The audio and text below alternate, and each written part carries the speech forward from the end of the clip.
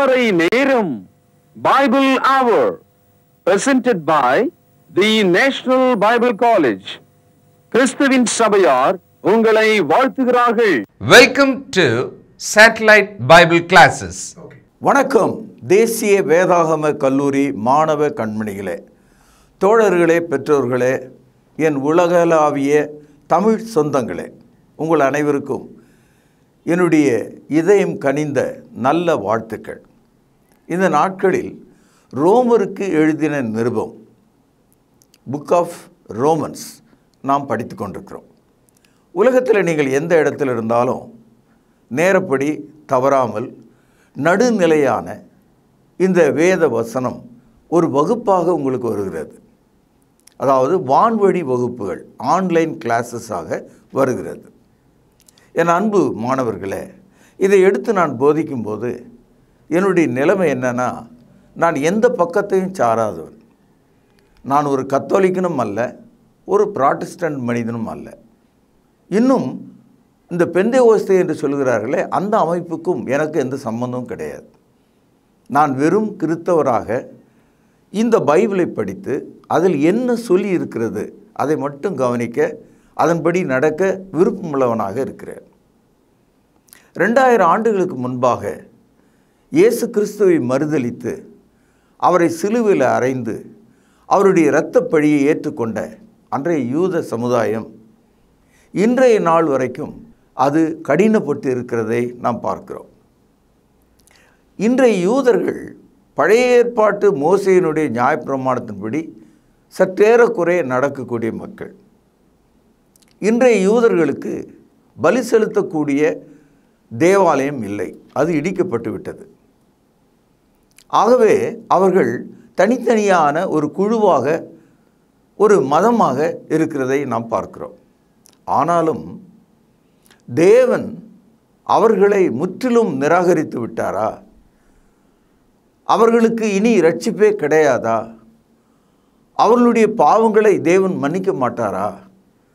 அவர்களுக்கு மறுவாய்ப்பு கிடையாதா என்ற ஒரு கேள்வியை நாம் எழுப்பும்போது, ரோமருக்கு எழுதிய நிருபம் 11வது அதிகாரம் முதல் 36 வசனங்களில் வானத்திலே நாம் பார்க்கிற வானவில்லை போல, திடீரென்று கருமையான வானத்தில் ஒரு நட்சத்திரம் கீழே இறங்கி வருவதைப் போல, நடந்து செல்லும்போது ஒரு நல்ல சுகவாசனை நம்முடைய நாசியிலே ஏறுவதைப் போல, ஒரு குளிர்காற்று நம் மீது வீசுவதைப் போல, பசுமையான காடுகளும் மலைகளும் நம்முடைய கண்களை கவருவது போல, இரவிலே நிலாப்பிறை தோன்றுவது போல, நல்ல பெற்றோரின் சத்தம் காதுகளில் கேட்பதைப் போல கடவுள் ஒரு நற்செய்தியை சொல்கிறார்.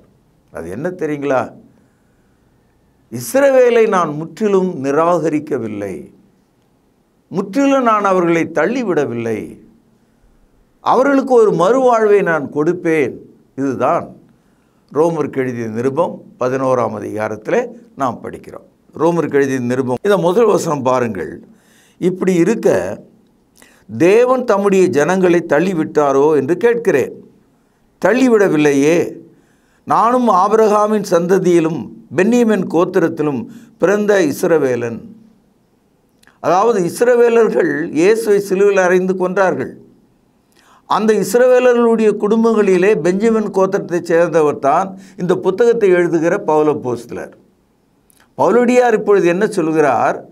நானும் இஸ்ரவேலன் தானே, எப்போ எனக்கு கிடைச்ச ரட்சிப்பு என்னுடைய இனத்தாருக்கும் கண்டிப்பாக கிடைக்கும். என்னை குணமாக்கினவர் அவர்களை குணமாக்குவார். நல்ல ஆர்குமெண்ட் இல்லையா? இது நல்லா புரிஞ்சுங்க. அது மாதிரி தான் நம்முடைய வாழ்க்கையில் வேணான்னு ஓனதெல்லாம் ஆண்டவர் திருப்பி கொண்டு வருவார். 2ஆம் வசனம் பாருங்கள். தேவன் தாம் முன்னறிந்து கொண்ட தம்முடைய ஜனங்களை தள்ளிவிடவில்லை. எலியாவை குறித்து சொல்லிய இடத்துல வேதம் சொல்கிறதை அறியீர்களா?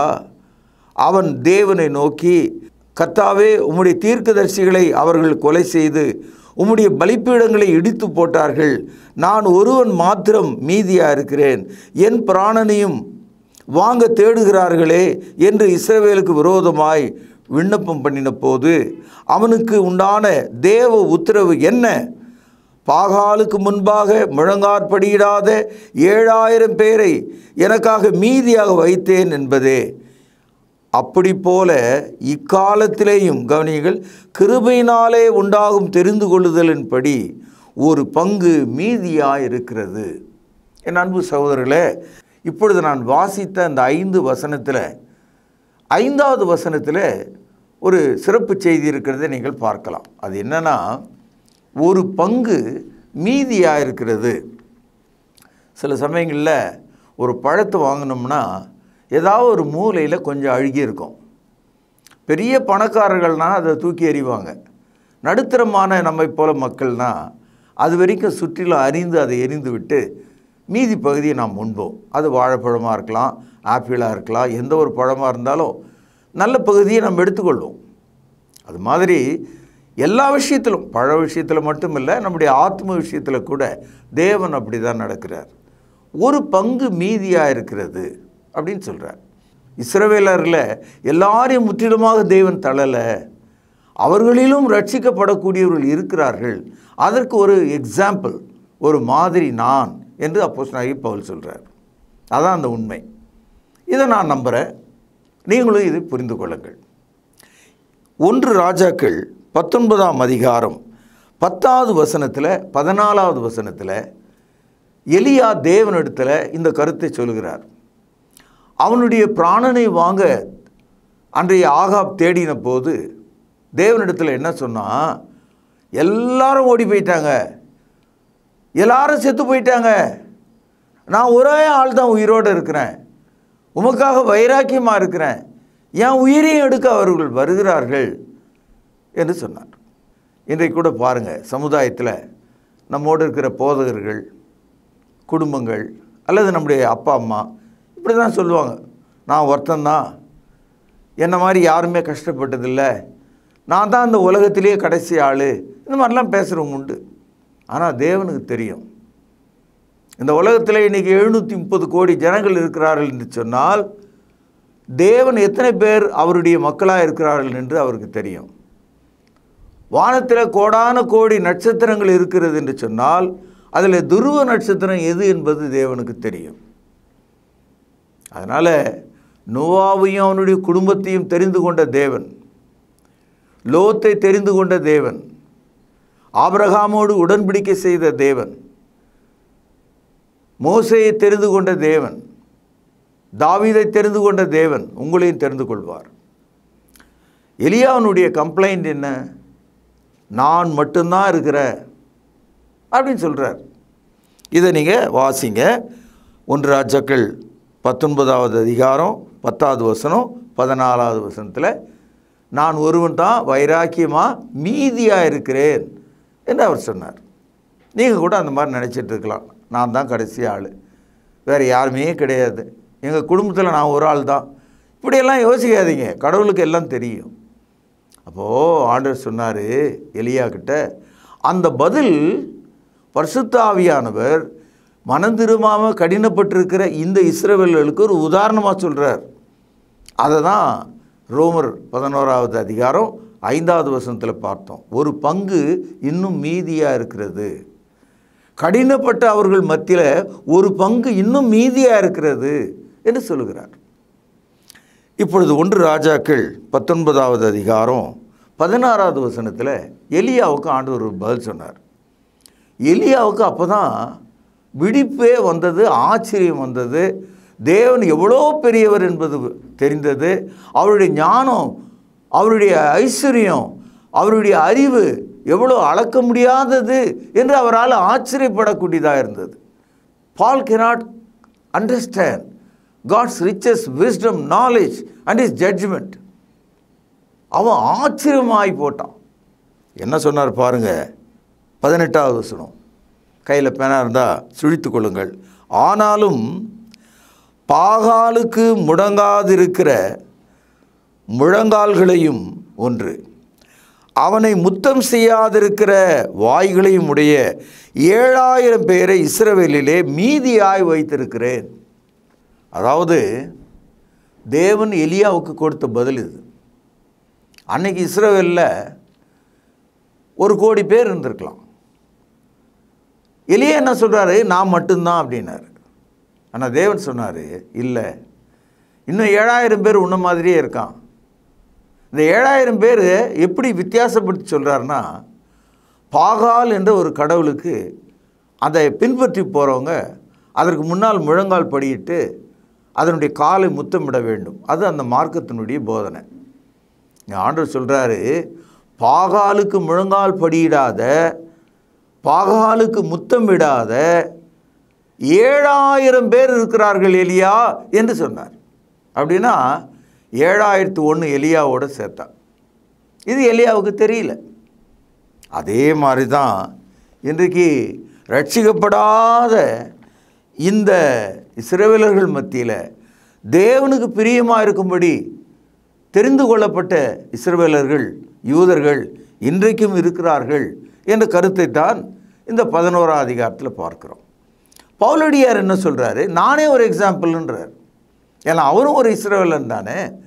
அப்போது இஸ்ரவேலனாகி அவரை ரட்சித்தவர் மற்றவர்களையும் ரட்சிக்க வல்லமை உள்ளவர். இதை தான் இந்த அதிகாரத்தில் எடுத்து காண்பிக்கிறார். ஆனாலும் சில ஆளுங்க பார்த்திங்கன்னா 3 நாள் தூங்கின்னு இருப்பான். அவனை என்னன்னு சொல்லுவாங்க, தமிழில் அவனை மூதேவின்னு சொல்லுவாங்க.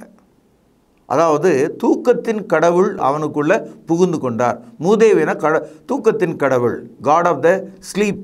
நம்ம ஊரில் இருக்கிற வழக்கம் அது. அது மாதிரிலாம் இல்லை, ஆனால் இப்போ இப்படி பேசுகிறாங்க.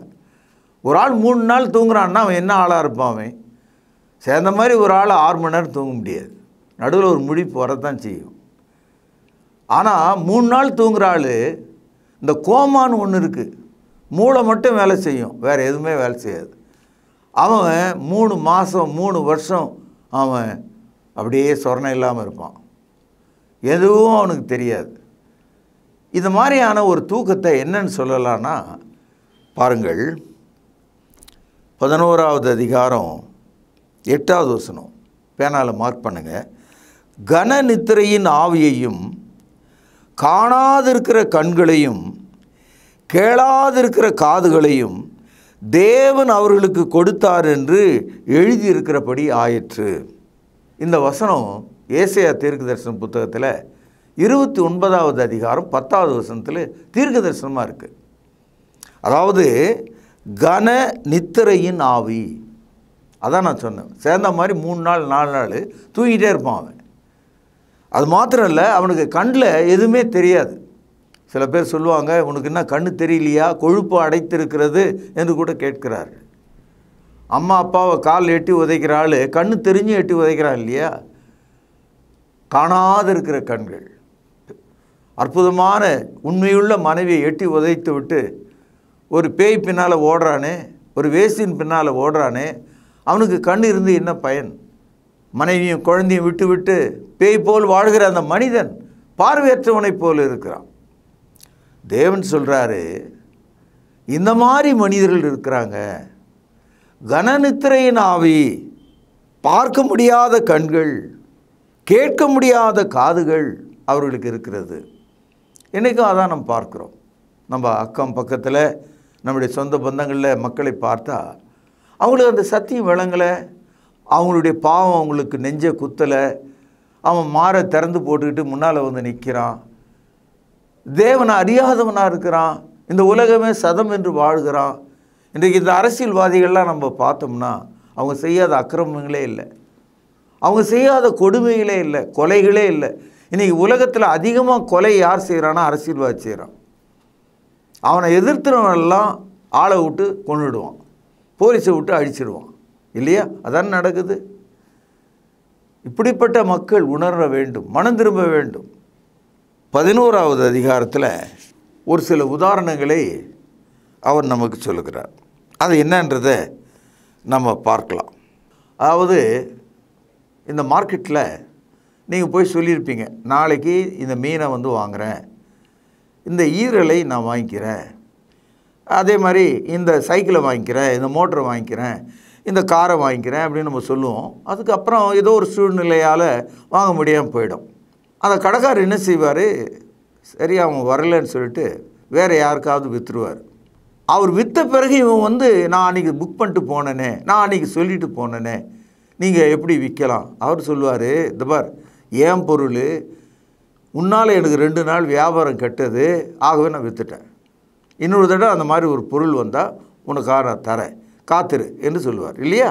அது மாதிரி இஸ்ரவேலர்கள் இயேசுவை தள்ளிவிட்டது, இஸ்ரவேலர்கள் இயேசுவை சிலுவிலே அறைந்தது யாருக்கு லாபமாக மாறியது? இதுதான் அந்த கேள்வி. To whom it was benefited? இஸ்ரவேலர்கள் இயேசுவை தள்ளிவிட்டது புறஜாதியர்களாகி உங்களுக்கு எனக்கும் இடம் கிடைச்சது. புரியுதுங்களா? இப்போது தேவனுடைய சமூகத்தில் வந்து நிற்பதற்கு எந்தவித பிரமாணமும் எந்தவித சட்டங்களும் இல்லாத உலகத்தில் வாழ்ந்த நமக்கு, புறஜாதிகளுக்கு இஸ்ரவேலர்கள் தள்ளிவிட்டது நமக்கு வாய்ப்பாக மாறியது. When Israel lost their place was given to the Gentiles. அதுதான் சொல்கிறார். பாருங்கள், ரோமருக்கு எழுதிய நிருபம் 11வது வசனம். இப்படி இருக்க விழுந்து போகும்படிக்கா இடறினார்கள் என்று கேட்கிறேன்.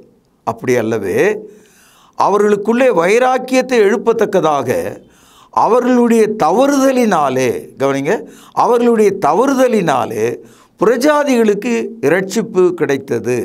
இஸ்ரவேலர்களுடைய மறுப்பு அவர்களுடைய இடம் புறஜாதிகளுக்கு அடைப்பாகவும் ஆசீர்வாதமாகவும் மாறிற்று. ரோமருக்கு எழுதிய நிருபம் 11வது அதிகாரம் 12வது வசனம். அவர்களுடைய தவறு உலகத்திற்கு ஐஸ்வர்யமும். இந்த இடத்துல அவர்களுடையன்றது அந்த இஸ்ரவேலர்கள்.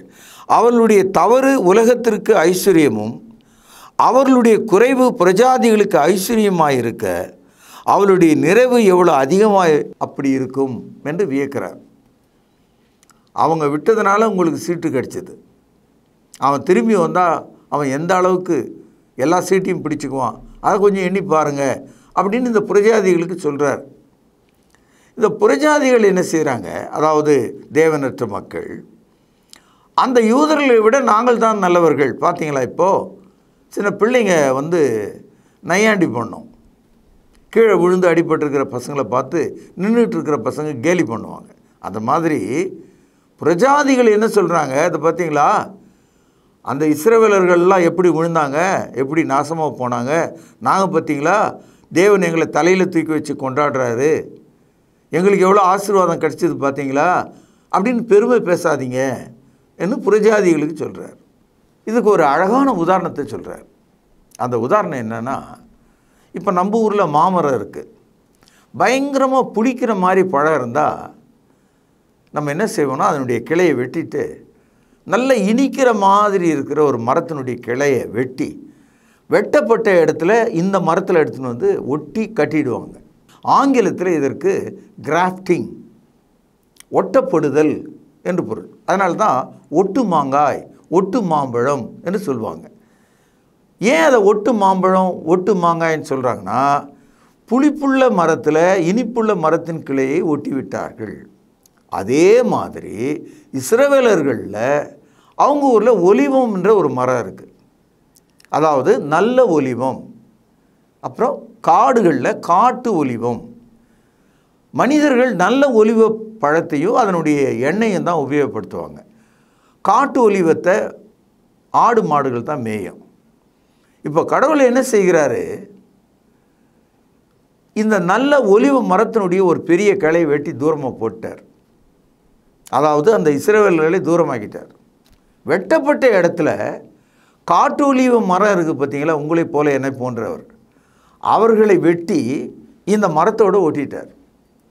இப்போது காட்டு ஒலி மரம் ஒட்டப்பட்ட இடத்துல நல்ல ஒலிவ மரத்தினுடைய சாறு உள்ளே புகுந்து அதனுடைய ஓட்டம் அதிகரித்து இலைகள் சிறப்பாக பச்சையாக மாறி கனிகளை தந்தது.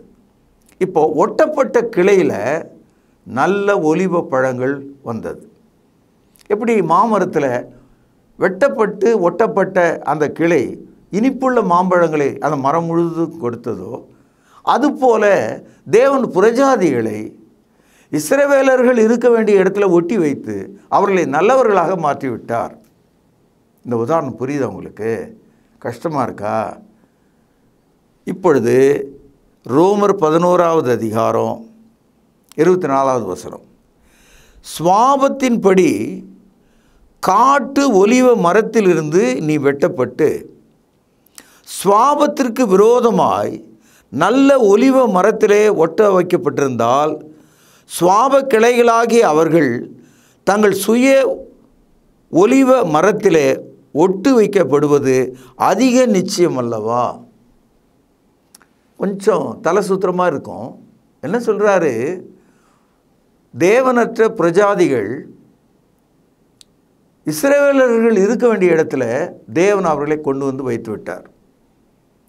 நல்ல ஒலிவ மரத்தில் காட்டு ஒலிவ மர கிளையை ஒட்டி விட்டார். அதனால் இப்போ முழு மரமும் நல்ல ஒலிவ மரமாக மாறிட்டுது. இப்போ என்ன கேள்வி கேட்குறாரு? காட்டு ஒலிவ மரக்கிளையே நல்ல ஒலிவ மரத்தில் ஒட்டிக்கிச்சு, கிராஃப்டிங் ஆகிட்டுது. அப்படியானால் நல்ல ஒலிவ மரத்தினுடைய ஒரு கிளை வெட்டி இன்னும் நல்ல ஒலிவ மரத்தில் ஒட்டி வச்சா அது ரொம்ப சுலபமான விஷயம். ஒரே மாதிரியான அந்த தன்மையை அது காட்டும். ஆகவே என்ன சொல்கிறாரு? நீயாவது வெளியிலேருந்து வந்து இதில் சேர்ந்த, அவங்க இதிலிருந்தே வெளியே உடஞ்சி போனவங்க, அவங்கள திருப்பி எடுத்து இங்கே கொண்டு வந்து சேர்ப்பது ரொம்ப சுலபம். ஆக பரிசுத்தாவியானவர் என்ன சொல்கிறாரு? பிரஜாதிகளை ரட்சிப்பதற்கு தேவன் எடுத்துக்கொண்ட முயற்சியை விட தேவனுடைய வழியில் ஏற்கனவே நடந்து வந்த இஸ்ரவேலர்கள் ஏதோ ஒரு கனநித்திரையின் ஆவினால் காணாத கண்களையும் கேளாத செவிகளையும் உடையவர்களாக மாறினாங்களே, அவர்களை மீண்டும் கொண்டு வந்து ஒட்டுவது, மீண்டும் கொண்டு வந்து சேர்ப்பது சுலபம் அல்லவா? இந்த ஆர்குமெண்ட் உங்களுக்கு புரியுதுங்களா? பழைய ஏற்பாட்டு காலத்தில் மக்கள் வீட்டில் அப்பம் சுட்டு ரொட்டி செய்து சாப்பிடுவாங்க, அது வயிற்றுக்கானது. ஆனால் தேவனை தொழுது கொள்ளக்கூடிய கூடாரத்தில், இந்த டேபர்னாக்கிள், அங்கே சாப்பிட்றதுக்காக அல்ல, அங்கே வைப்பதற்காக அப்பங்களை செய்வாங்க. அதை தேவ சமூகத்து அப்பம் என்று சொல்லுவாங்க.